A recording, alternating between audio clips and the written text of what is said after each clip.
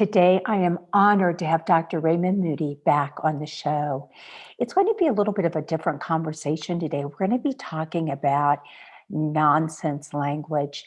And in the beginning, it might be a little bit confusing, but I really encourage you to listen to the entire interview because it's so mind opening. And when you think of nonsense, it's not just about silliness. And I'd like for you to really think about chanting and praying and singing and all the ways that we really open up our hearts and our minds in those contemplative practices also.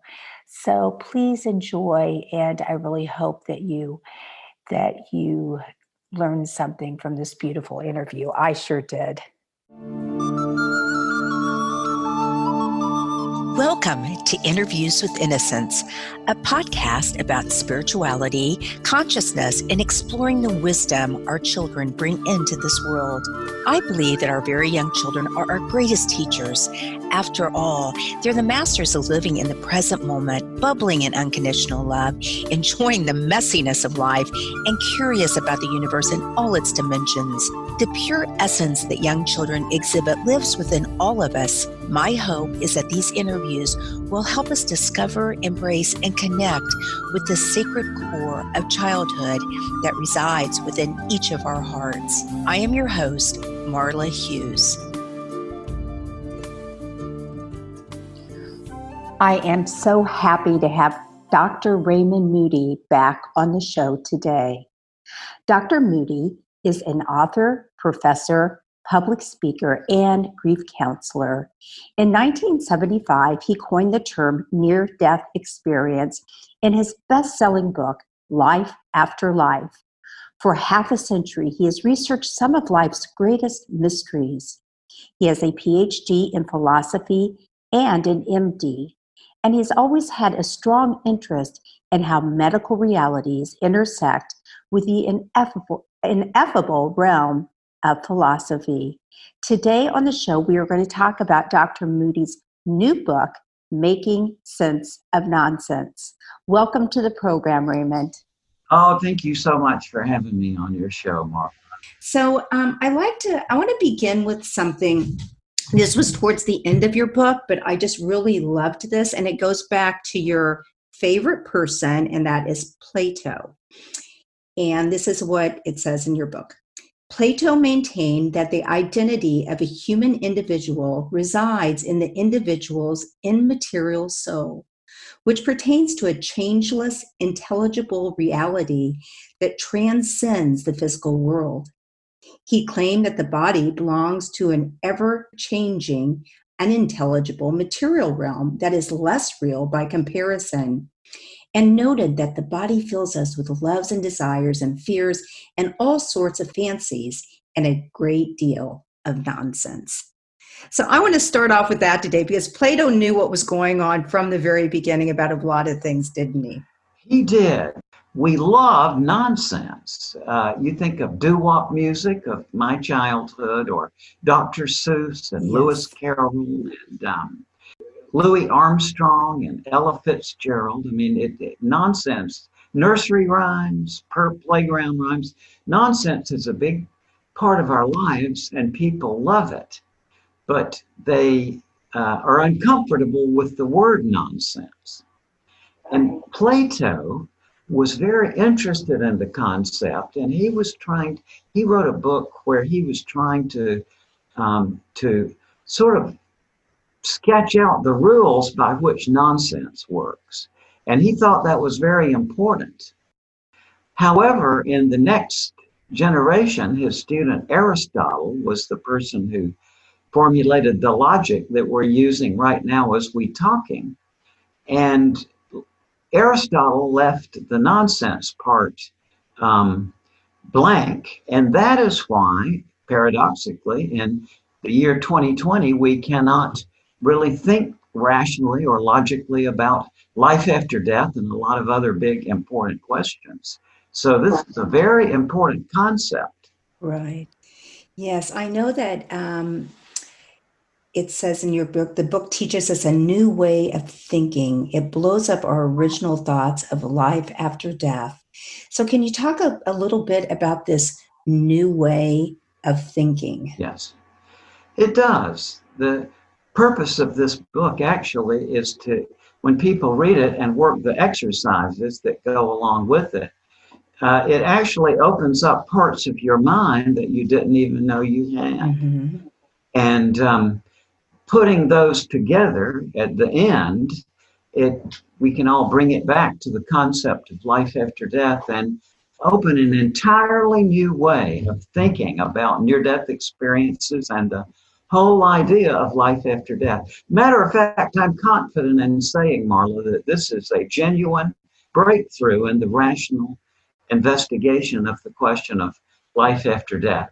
And I'm saying that not to pat myself on the back or to propound a new belief system, but rather to challenge people to try to refute me, because that's what we philosophers like to do. Is if we put something out there and somebody can find a hole in our reasoning, then we say, oh, well, good, I'm getting closer to the truth because I realize my mistake. Yes. But on the other hand, if no such error arises, then we're more confident. Right. Well, I know in the description of your book, it says this: what do the whimsical writings of Dr. Seuss have in common with near-death experiences? The answer is that nonsense writing and spiritual experiences seem to defy all logic, and yet they both can make a powerful personal impact.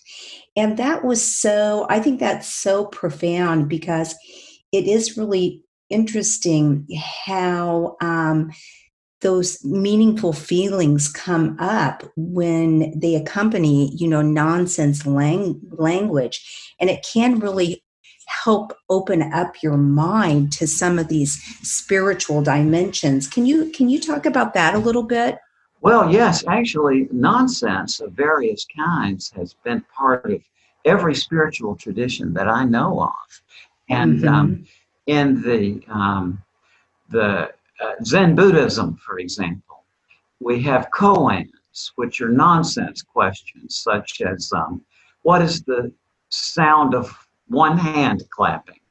And that's nonsense if you think about it. And so the purpose of this was the Zen master would ask that question of the student, who at first would try to solve it with the logical mind, but this would eventually, your circuits go berserk. So it triggers you over into a whole world of consciousness beyond logic. And in the Christian tradition, they had glossolalia, which is speaking in unknown tongues, which consist of nonsense syllables drawn from the speaker's own language, put together in combinations that avoid meaning and avoid any grammar. And if I've tried this myself, by the way, and you don't need to be in an ecstatic state to get it started, but once you get it started and go on with it, it really triggers your mind into a very fascinating ecstatic state of consciousness. Yeah. Well, I know you also did some work with your students in this area, and let's see, it said in the book, nonsense stimulates a flow of odd mental imagery, half-formed ideas, and fragmentary change of thought. Yet something strange and hard to define emerges in the brain of someone who reads nonsense or listens to it being read or spoken aloud. And I know one of your students said, somehow it seems to fill my head with ideas, only I don't know exactly what they are. And when I heard that, it's kind of like when you go into that Zen feeling, that kind of spiritual other dimension feeling. So can you talk about that a little bit, and also about the ABC-dery? I was really intrigued by just the concept of that. So if you could talk about that briefly, it would be great. Yes, even though nonsense by definition, it's meaningless, nonetheless, when you hear nonsense, it seems to fill your head with ideas, right? Right. So one interesting thing about nonsense is that even though in the common sense view we think of it as something unformed or vague. Actually, there's many different types of nonsense, each type having its own distinct and identifiable effect on the mind. For example, if I say to you, "'Twas brillig and the slithy toves did gyre and gimble in the wave," you recognize that as nonsense. But if I say, "Holiness breeds the vestigial lipstick of spontaneity," nonsense too, but that it's a different type of nonsense from the first type. Right. But if I go on to say, "That cannibal you men just ate was the last one in this county," you recognize that as the third type of nonsense, but it's not like the other two. But what this shows is that you have a capacity of your mind that you didn't know you had, because if I then go on to give you another example, and I say, for example, the next example is when you're doing this experiment, if you smell an odorless gas, it is carbon monoxide. You would recognize that as an example of the third type I gave, right? Now, what I found with my students, this is something I wrote my doctoral dissertation on in 1969 and have continued to work on since that time, but I've taught entire semester-length courses on nonsense at universities. And what the students all say is that this opens up cognitive capacities of their mind that they had never experienced before. And it has all kinds of effects on people. For example, my student, I remember one of I guess the first quarter I ever taught in Greenville, North Carolina. I was a philosophy professor, and a young woman would come to class every day. I remember she didn't wear shoes. She came in her bare feet, and she was always pushing the stroller with her little baby in it. So the baby would sit there very sweetly throughout the lectures. But about halfway through the quarter, she came to me and she said, "Dr. Moody," she said, "I was failing chemistry. I didn't understand it at all. But," she said, "after I did these nonsense exercises very well." And I have heard that same kind of remark repeatedly from my students, forever. So this now, where that's going is, once you open these unknown cognitive faculties of your mind, what it does is that when you come back then to a question like life after death, it just throws a totally new light on the most important question of existence, namely whether there is a life after death. Right. Now, to push this forward a little bit, I've known a long time that eventually somebody who's been through one of my nonsense courses would have a near-death experience. And I conjectured that when that happened, the person would come back and would be able to formulate it to us in an entirely new way, getting around the most common difficulty that people with near-death experiences report is that no matter how brilliant they are or how many languages they speak, they say there are no words to describe this experience. Mm-hmm. It has now happened, and a man who's a very distinguished artist and scientist who had been to one of my nonsense seminars a couple of years before, subsequently had a near-death experience and reported that very effect, that it gave him a totally new way to look at this experience. Now, eventually, when we get a lot of people who have had their near-death experience, they will actually bring us closer than we have ever been in the history of Western society toward a genuine, rational perspective on the question of life after death. Yes. Well, I know in terms of, I'm talking about your friend, your artist and scientist, he, and as you say, many, if not, I will venture to say all people who have had an NDE do say it's ineffable or undescribable. But he described them as conversations with God after going through your nonsense class. So Raymond, do you think that speaking nonsense, first of all, something that I personally when I read, let's say, Dr. Seuss books, because those are kind of my favorite, I just lose track of everything, because I'm concentrating on the words and how they kind of just flow off your tongue and kind of the sing song part of it. And isn't that interesting? And so you really are being in the present, and you're really letting your mind go to that spot where it's quiet and not absorbed with this earthly realm. So, I find that really interesting. But do you think it kind of remaps, like the more you read or listen or chant or whatever nonsensical words, do you think it kind of rewires or remaps your brain a little bit? I think you could put it that way, or you could say that it opens up faculties that we have repressed Right. because of the common sense attitude that we have that nonsense is something chaotic and unformed.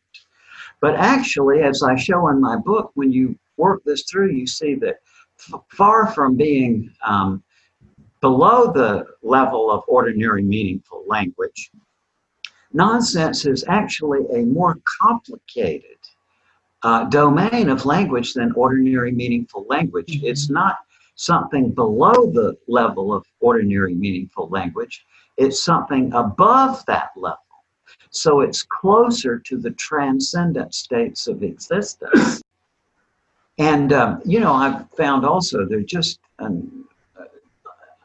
so many psychological effects of nonsense that I have a whole chapter in the book on just that. Right. And for example, paradoxically, people will pay more attention to nonsense than they pay to ordinary meaningful language. And that's why so often you see nonsense in commercials. The most famous recent one has been the series of commercials for the motel chain. And the man would say nothing but bada book, bada boom, which is just nonsense. But that ad series went on and on and on, showing that people pay more attention to nonsense than to ordinary meaningful language. I had been studying nonsense for decades. By the time I first went to medical school, I had sort of sketched out all these different types of nonsense.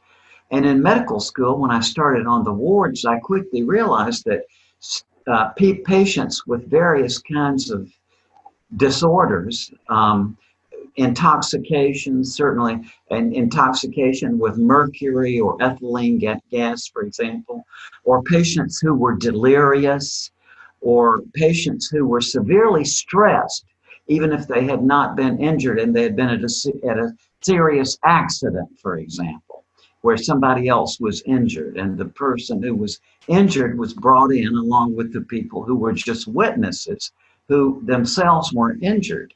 But the witnesses would just talk nonsense, even though there was no physiological thing wrong. Or patients with schizophrenia, for example, talk nonsense. But what I realized was that the nonsense that my patients talked involuntarily was the same types of nonsense that Dr. Seuss and Lewis Carroll and others had written deliberately. So what this means is that nonsense is nonsense, whether it's deliberate or involuntary. It has a whole structure in there. Right. And then you talk about Lisa Smart's work with the working with the dying and the nonsense words that come from them. Can you talk, I guess you talk about the travel narrative. One woman who was a professor of religious studies would tell me at one time, she said, my husband in the last few days of his life, he was talking nonsense. And she said, I knew even then it was nonsense. But I wish I could portray the look she had on her face. And she said, but nonetheless, I felt somehow in the back of my mind that I understood it. And I'm sure many people listening to us will have had that same experience. Well, the question arises therefore, is the nonsense that people speak as they are drifting in toward death. does that signify that they are going over to another realm of existence? Mhm. And my sense of this as a medical doctor who's seen this many times, I think that it is. And Lisa Smart is investigating this, looking at the enigmatic language that people speak on the verge of death. We find that by studying the different structures of nonsense, that we can actually begin to comprehend what this enigmatic language of the dying is all about. Right. Wow. Well, I know that it's interesting because it's saying going over to, to another dimension. And I think that's the reason also that nonsense, I mean, it's in people are deeply connected in spiritual rituals, songs, ballads, the theater, poems.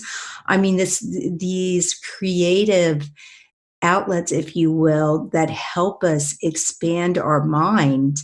That's where nonsense is used, just like you're talking about for those who are, who are getting ready to pass to a different dimension.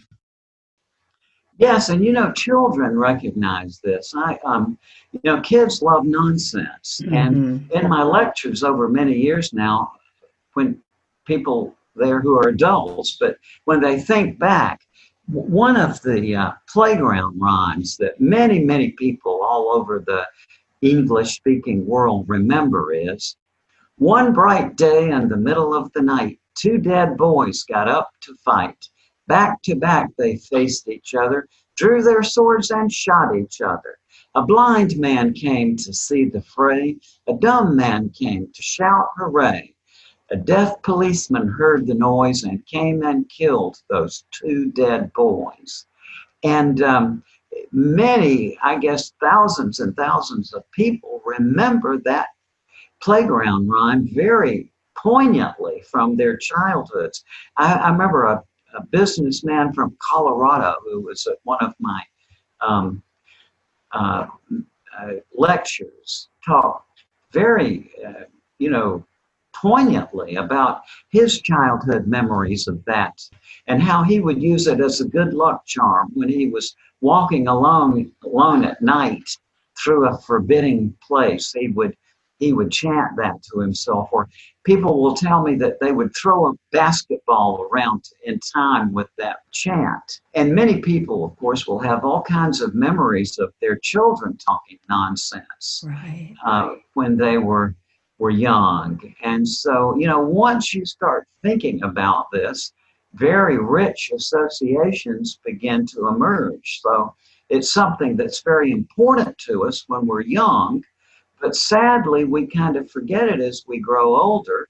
But now, with this new kind of way of thinking about it, and you can go through simple exercises which open up these faculties of your mind with all sorts of benefits. Actually, one of the first things I noticed when I was a professor was that my students who were artists, when they went through these exercises, they would always tell me that it gave them creative ideas, or it tapped into their creative talents and so on. So there's just a whole branch of language in the mind there that we've shut off, partly due to my dear hero Aristotle, who had the kind of mind that just couldn't compute this. And Right.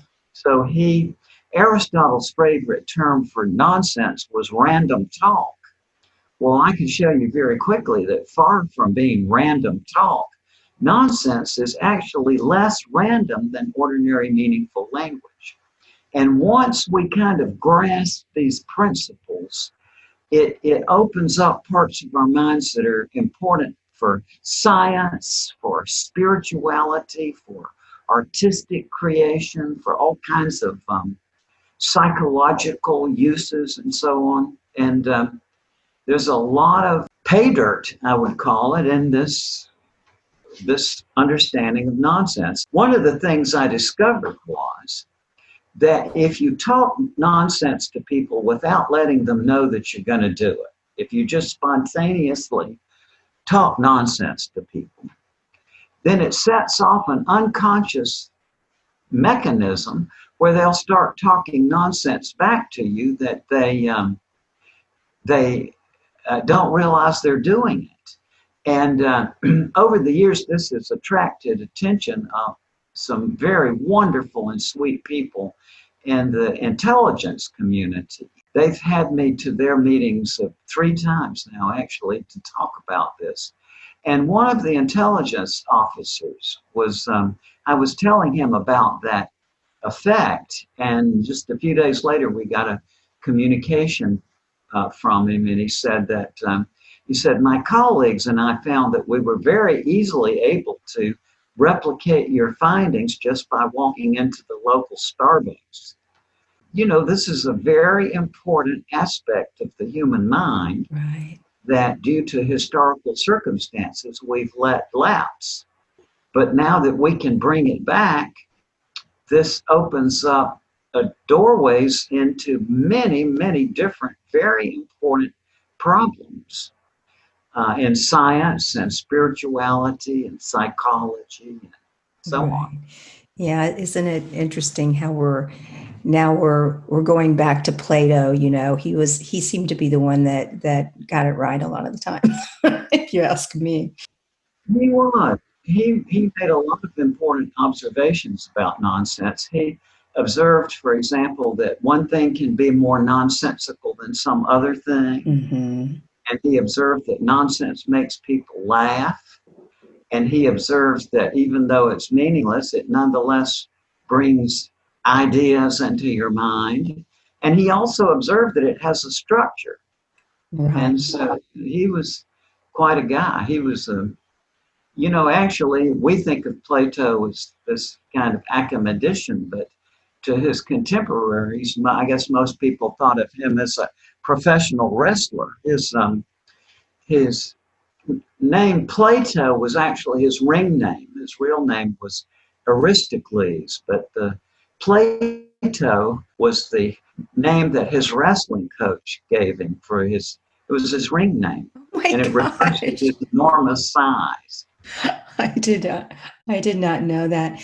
Well, you know, I thought today what might be really fun is to give the listeners an exercise to do on their own, you know, when they're done listening to this, because when I was just looking at all the exercises in your book, they were so fun to do. And so I kind of wanted to start with this, with the kind of the fun, nonsensical language. And I found this one in your book, and it's once again Dr. Seuss. And it's, in the places I go, there are things that I see that I never could spell if I stopped with the Z. I'm telling you this because you're one of my friends. My alphabet starts where your alphabet ends. I think that is such a great little saying. And so can you just briefly talk about the ABCdery and maybe give the listeners just a small little exercise, kind of like your students did when it really kind of opened up their consciousness? Yes. Yes. Well, what an abecedary is Dr. Seuss's book, On Beyond Zebra, is the book from which that was taken. And he said, as you say, in the places I go, there are things that I see that I never could spell if I stopped with the Z. I'm telling you this because you're one of my friends. My alphabet starts where your alphabet ends. And what he's doing there, it's a parody of a very important form of spiritual literature, which is called the abecedarius, or the abecedary. And these today, we know them as the ABC books, right, that we use to entertain our kids as they're learning their ABCs. Right. And you can go down to Barnes & Noble this afternoon if it's not closed due to the pandemic. And you can go back into the child section and you can find a dozen different ABC books with I have a collection of, I guess, 100 of them, and by wonderful creative artists and writers. And so today, this is something for us that's entertaining, which an ABC book is it goes through the alphabet in order, and it has a different message by each letter, right? A is for apple, B is for banana, C is for carrot, and so on. And there's all kinds of varieties of them. So in the modern world, it's entertainment. If you go back, say, to biblical times, the abecedary was a very powerful form of spiritual language. And there's about a dozen abecedaries in the Old Testament alone, most famously the 119th Psalm. And the purpose of these was only to communicate with divine beings or to convey spiritual prophecies. So what was a spiritual tool in the ancient world has become in our world a way of entertainment. But many of the wonderful abecedaries that you can get at the bookstore are nonsense ones. Shel Silverstein, for people who know him, just, oh my God, what a great nonsense writer. Yeah. He has kind of an ABC book. It's of nonsense, and there's just a lot of wonderful ones on the market that use the abecedary format to write very, very clever nonsense writings. Right. And so what would be the instructions that you would give someone that would want to kind of try to write one of these, like an example of what you gave to your students? Well, yeah, if let me give you, for example, take down these 3 sentences. First one, 'twas brillig and the slithy toves did gyre and gimble in the wave. That would be the first sentence. You can get all these in my book. Yes. The second sentence would be, holiness breeds the vestigial lipstick of spontaneity. Write that one down. And then the third one, that cannibal you men just ate was the last one in this county. Now, what you do is, once you see the structure of those, each one has its own structure, right? The first one is nonsense words, but they don't sound like Polish words or Portuguese words or German words. They sound like English words, right? Yes. So, 'twas brillig and the slithy toves. It sounds like regular English words, and the grammar is unexceptionally English too, right? Yes. If you say 'twas brillig and the slithy toves, if I ask you what part of speech slithy is, you would say an adjective, right? But even though it's meaningless. Well, then if you put the second one down, holiness breeds the vestigial lipstick of spontaneity, which is all the words make sense, the grammar is perfect, but the trouble is the things don't fit together. It's like, how can you pursue a vestigial lipstick? Attributes don't match the objects, right? And then the third one would be a self-contradiction. That cannibal you men just ate was the last one in this county. Now, if you put those 3 down and then you try to come up with your own examples of it, you copy each pattern, and you're going to find that you have this ability to write nonsense creatively. Right. And then at the end, if you go back and you say, well, what was the thought process of switching from one of these types of nonsense to another, you'll find out all sorts of amazing things about yourself. I'm actually kind of embarrassed. Over the years I taught courses on this. I remember my teaching assistant said that he was just astonished at the reactions of our students. And it's really just kind of embarrassing. They were so complimentary. So the point though is that this really does just put your mind into a whole new place. Right. By the way, the reason ultimately why Life After Life was such a successful book was that I had this knowledge in the background, see, and I knew exactly how to write this in a way that would be acceptable, because of being a logician and a philosophy professor, I knew how to put it right so that that I would accurately portray the information. Right. Right. It's funny that you just said physician and philosophy, because at first I thought you said magician, because magic nonsense is used a lot in magic too. It is. Yeah. So let's talk about nonsense and go back to, we touched on it, but near-death experiences.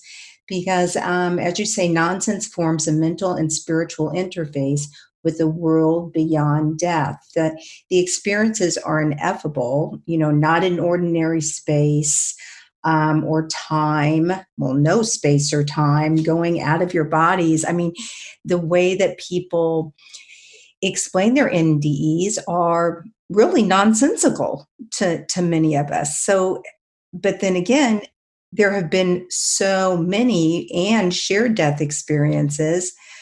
We now know that, it really is true. So can you just speak on that a little bit?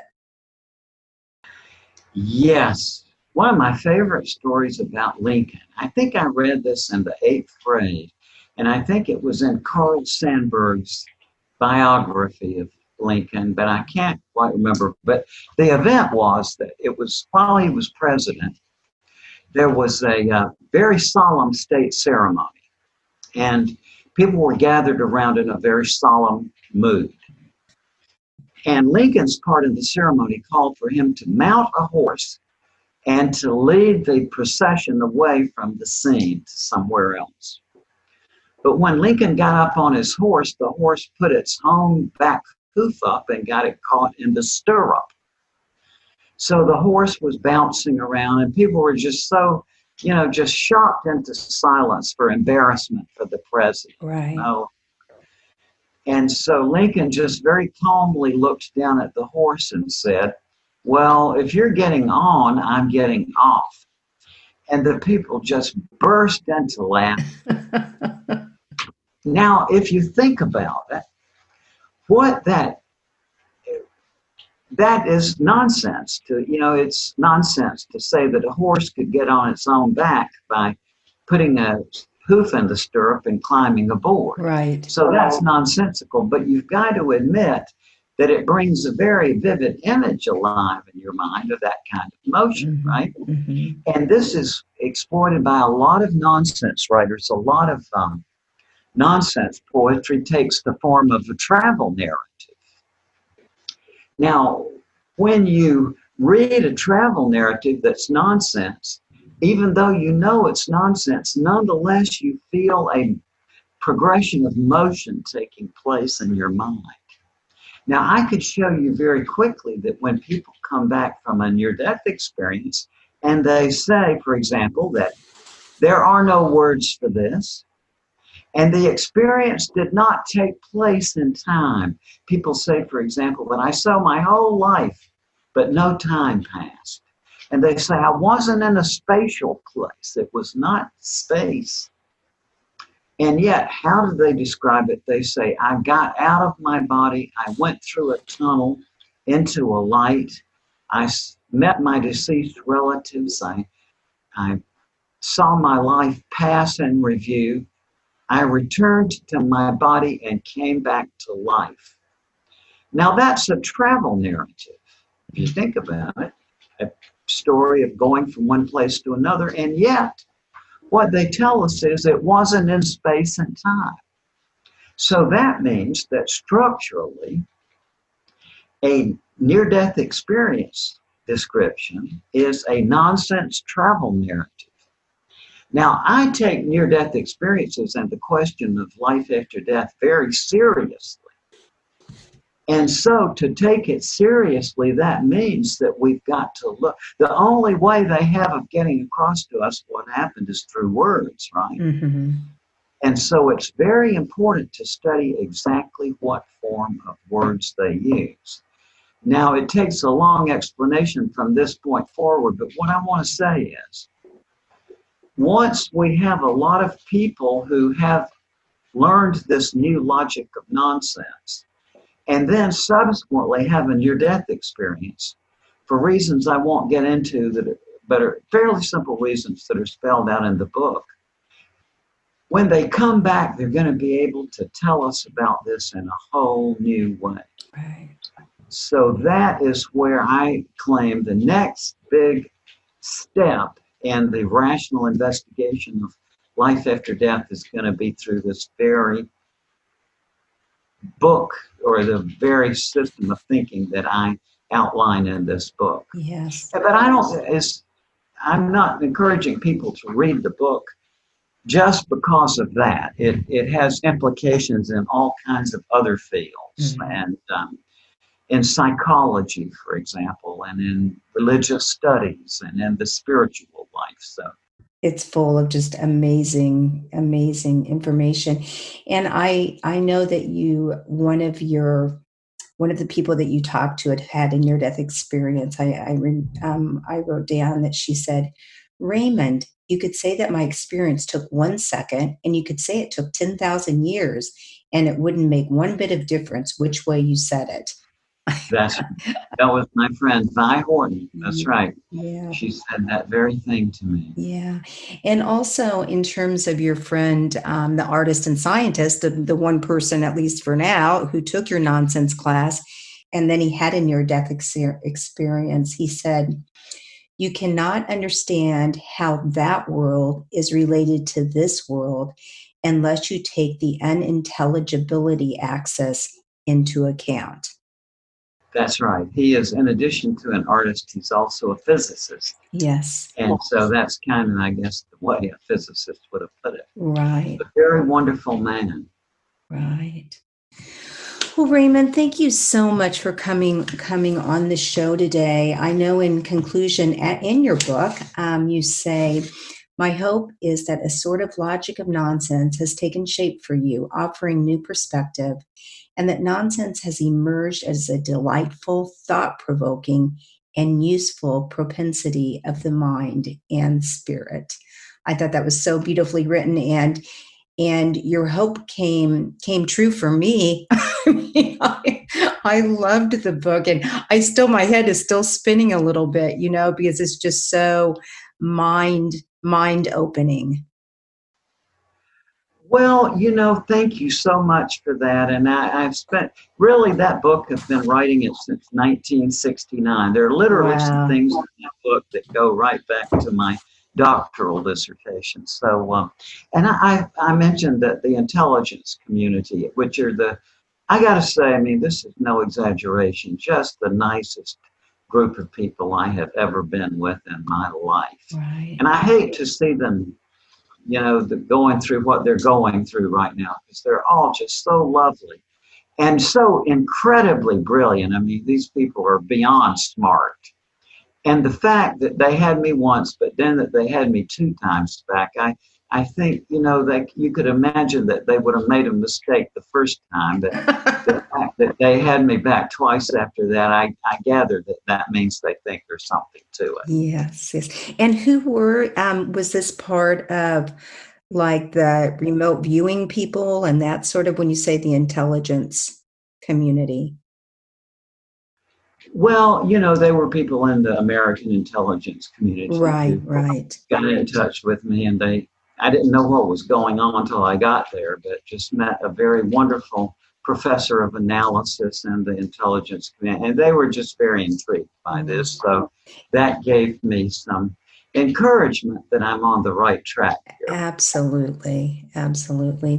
Well, thank you once again. It's always such a pleasure to talk with you. And maybe now, do you have another book coming out called God Is Not the Bible? Yeah. By the way, on May the 20-something, 2020, on my website, lifeafterlife.com, I have a program that's going to be going for 4 sessions, and it's called God is Bigger Than the Bible. Yes. And it's thoughts about God that I've developed over the years from interviewing thousands of people with near-death experiences. So if you go to lifeafterlife.com, this is what the new project is about a whole new way of looking at God and thinking about God, which is, I think, in the time we're going through right now with this virus and so on, there's a lot of people who are sort of